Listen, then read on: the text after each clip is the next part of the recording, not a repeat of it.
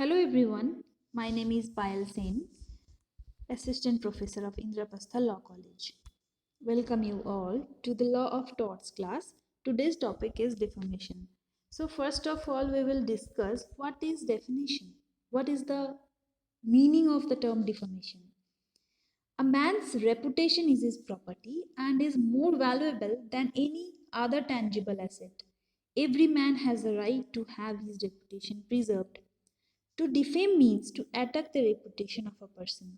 A degree of suffering caused by loss of reputation far exceeds that caused by loss of any material wealth. So हम लोग देखो ये कह सकते हैं कि हमारा जो रेपुटेशन होता है, हर एक इंसान का जो रेपुटेशन होता है, जो गुडविल होता है, वो उसकी सबसे ज़्यादा इम्पॉर्टेंट प्रॉपर्टी होता है. और वो कोई tangible object means which we can touch. कोई भी मटेरियल ऑब्जेक्ट लाइक कोई भी इमूवेबल और मूवेबल प्रॉपर्टी से बहुत ज़्यादा होता है. क्योंकि अगर एक बार हमारा कोई टेंजिबल ऑब्जेक्ट लाइक हमारा कोई वैल्यूएबल्स अगर खो जाता है, लाइक कोई भी गोल्ड ऑर्नामेंट हो या हमारे पास कोई भी गैजेट हो, वो अगर हमारा खो जाता है, देन हम लोग with in span of time कुछ दिनों बाद हम उस चीज़ को दोबारा से खरीद सकते हैं या दोबारा से वापस पा सकते हैं. लेकिन अगर किसी पर्सन का एक बार डिफॉर्मेशन होता है, लाइक किसी के रेपुटेशन हार्म हो जाता है, तो वो माना जाता है कि कोई भी टेंजिबल ऑब्जेक्ट होने से भी बहुत ज़्यादा बड़ा लॉस होता है. क्योंकि हर एक पर्सन का राइट होता है कि वो अपने रेपुटेशन को प्रिजर्व करे. हर पर्सन के पास ये राइट होता है. तो जो सफरिंग एक पर्सन को रेपुटेशन हार्म होने से मिलता है, उसके सामने कोई भी मटेरियल वेल्थ का लॉस कुछ भी नहीं होता है. सो एक जूरिस्ट है विनफील्ड के हिसाब से उन्होंने एक डेफिनेशन दिया है डिफॉर्मेशन का, वो एक बार हम स्टडी कर लेंगे. What is defamation according to Winfield? Defamation is the publication of statement which tends to lower a person in the estimation of right-thinking members of society generally, or which tends to make them avoid the person. According to Winfield, deformation मतलब कि ऐसा कुछ statement publish करना किसी भी person के बारे में, उससे उनका जो रेपुटेशन है सोसाइटी में या जो थिंकिंग है member among the members, society के जो मेंबर्स हैं उनके लिए, उनके पास उस पर्टिकुलर पर्सन के बारे में जो थिंकिंग है या जो रेपुटेशन उन्होंने इतने दिनों से तैयार किया था या जो गुडविल उन्होंने बनाया था, वो कहीं ना कहीं अगर लोअर डाउन होता है या डिसरेस्पेक्टफुल पोजीशन में आ जाता है, इस स्टेटमेंट को या इस पब्लिकेशन ऑफ स्टेटमेंट को कहा जाता है डिफॉर्मेशन ऑफ दैट पर्सन. तो डिफॉर्मेशन के कुछ एसेंशियल्स हैं. क्या क्या है वो? The statement must be defamatory, the statement must refer to the plaintiff, and the statement must be published. First point क्या होना चाहिए, सबसे ज़्यादा इम्पॉर्टेंट जो है एक डिफॉर्मेशन को प्रूव करने के लिए, वो है जो डिफॉर्मेटरी स्टेटमेंट है. मतलब जो स्टेटमेंट को हम कह रहे हैं कि इस स्टेटमेंट की वजह से है माई क्लाइंट जो है, मेरे क्लाइंट का डिफॉर्मेशन हुआ है, वो स्टेटमेंट डिफॉर्मेटरी होना चाहिए.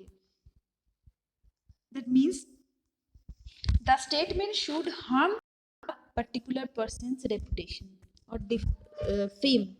Okay. The second one is statement must refer to the plaintiff.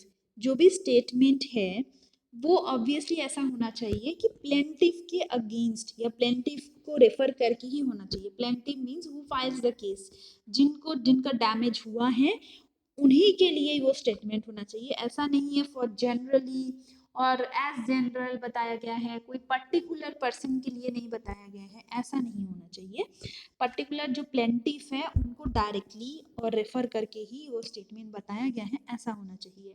And the third one is statement must be published. मैंने अगर किसी के सामने नहीं बट जस्ट पर्सनली अगर कोई भी स्टेटमेंट किसी के बारे में बोला, that is not a deformation.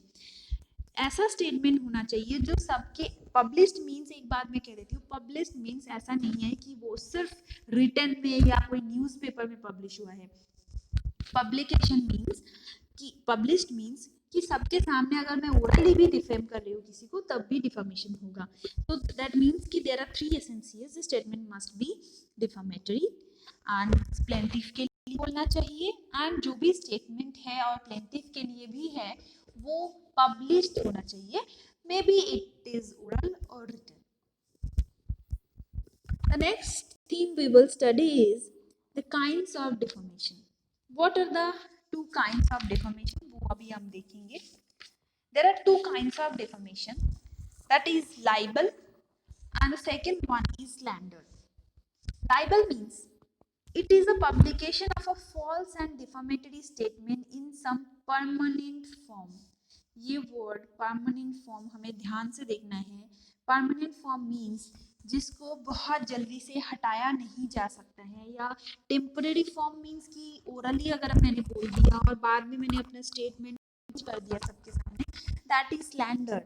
But अगर कोई परमानेंट फॉर्म में डिफॉर्मेशन होता है, that will be amount to libel. Permanent form means, for example, in writing, in picture, image, statutes, animation, इस तरीके से जो चीज़ें हैं जो परमानेंट फॉर्म में हैं, ऐसे डिफॉर्मेशन को बोला जाता है लाइबल. उसका एक मैंने केस दिया है, बलराम वर्सेस सुख संपत लाला. इस केस में क्या था, प्लेंटिफ एक प्रॉपर्टी ब्रोकर थे और डिफेंडेंट जो थे, मतलब जिनके अगेंस्ट केस फाइल किया गया था, वो एक लोक जीवन डेली न्यूज़पेपर के पब्लिशर थे, एडिटर थे. उन्होंने प्लेंटिफ से रिलेटेड एक एडवर्टाइजमेंट पब्लिश किया था. वहाँ पे प्लेंटिफ के बारे में कुछ ऐसा इंफॉर्मेशन था, ऐसा एलिगेशन था कि प्लेंटिफ एक फ्रॉडुलेंट बिजनेसमैन है. तो दैट मीन्स कि प्लेंटिफ को डिफेम किया गया है, and that defamatory sentence is published in a newspaper. That is it is in a written form, and it is a permanent form defamation. So we can say that this defamation can be classified into libel defamation. And the second one is slander. It is a false and defamatory verbal or oral statement in non-permanent form tending to injure the reputation of another without lawful justification or excuse. तो हर एक word is important because the statement should be, first sentence read करो, the statement should be false and defamatory. मतलब statement सच अगर है तो that will not be amount to defamation. तो statement जो है that should be false and defamatory. That should be verbal and oral statement. Defamation में डेफिनेशन में ही हम देख रहे हैं स्लैंडर में कि दैट शुड बी वर्बल और oral statement. That means it is a non permanent form, temporary form, and tending to injure the reputation of another person. ऐसा कोई स्टेटमेंट होना चाहिए कि किसी पर्टिकुलर पर्सन के रेपुटेशन को हार्म किया जा रहा है. ऐसा कोई फॉल्स स्टेटमेंट अगर मैंने ये बोल दिया कि sun rises in the west, इससे हम ये नहीं कह सकते हैं कि सन का रेपुटेशन खराब हो रहा है. तो अगर एज जनरल हमने कोई फॉल्स स्टेटमेंट दिया है तो जरूरी नहीं है कि वो डिफामेशन ही हो. डिफामेशन तभी होगा जब वो कोई पर्टिकुलर पर्सन की अनदर पर्सन की रेपुटेशन को हार्म करा जा रहा है तब, और वो भी without any lawful justification or excuse. That means we can say कि if we have lawful justification or any lawful excuse, that will not be amount to slander.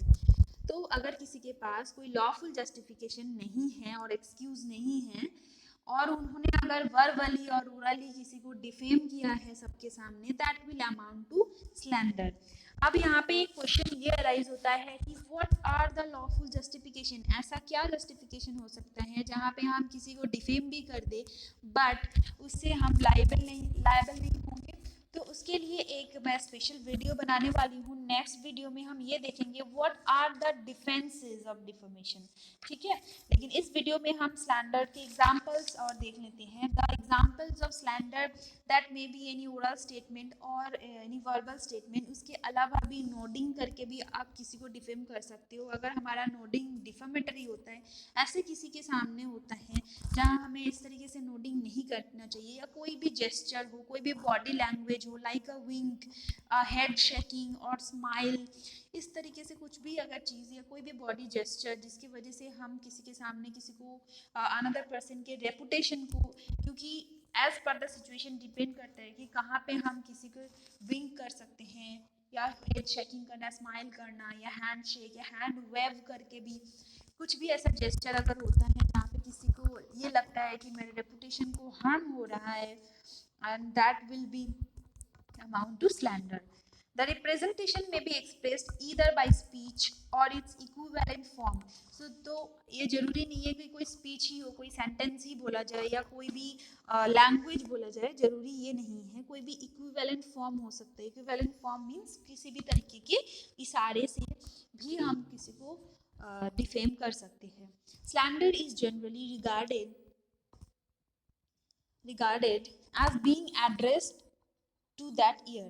Slander actually कान में सुना गया हो या फिर हमने देखा भी हो इस तरीके से, या किसी ने सीटी मार दिया या नोटिंग किया या इस तरीके से बॉडी जेस्चर किया जिसकी वजह से किसी को रेपुटेशन हार्म हो रहा है, that will amount to slander.